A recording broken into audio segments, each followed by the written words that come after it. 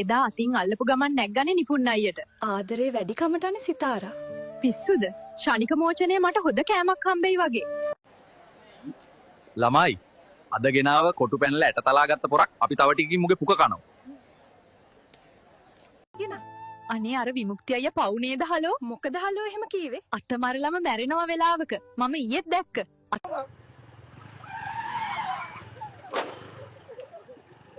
තොට පිස්සුද ඉෂාර පාරේ මැද්දේ රෙන්න හදන්නේ? සදුනි ඒක නෙමෙයි. ඔයා දන්නවද?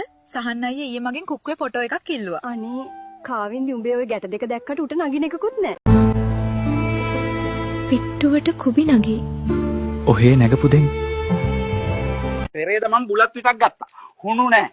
දුම්කොළ නැහැ. පුවක් නැහැ. බුලත් නැහැ. ඔතපු කොළේ විතරයි. කුසල් මෙන්ඩිස්ද?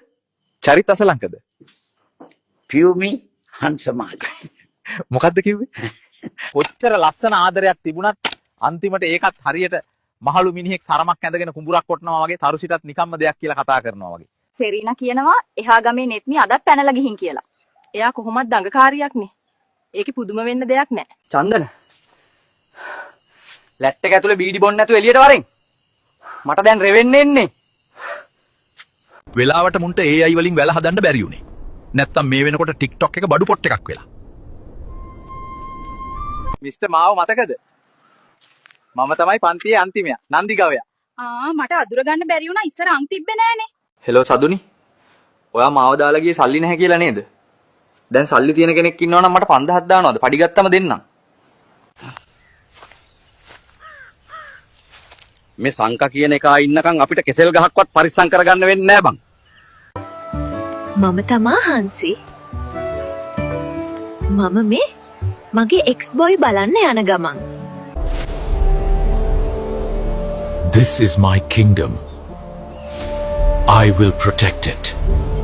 කසුන් අයියේ. හැමදාම බස් එකට නගින්න ජැක් ගහන්න නේද? හදවතේ හිලක් කියලා දාලා ගිය කෑල්ල. අන්න තලවතුකට පැත්තෙන් හිල ලොක් කරගෙන. සර් මට මිනිහගේ ඇට දෙකටම වෙඩි තියන්න පුළුවන්. හැබැයි නෝනාගේ ඔළුවට වදී කියලා තමයි බය. මං රෂ් කරනවා. මාව මැරුණොත් උබල්ල බං. කවුද බං ෆ්‍රී ෆයර් ගහන උන්ව යුද්ධයට ගෙනාවේ? කාංචනක්ක ස්කූටි එකෙන් එනවා. පාරෙන් අයින් වෙලා පණ බේර ගනින්න. උඹල රැල්ලට අක්කලව නම් බදින්න එපා. ඇයි කියලා අතුගාලා ඇවිල්ලා කියන්න. ලංකාවේ ඉන්නයි ලෝකෙ දිනන්නයි පොඩ්ඩක් අමාරුයි මචං.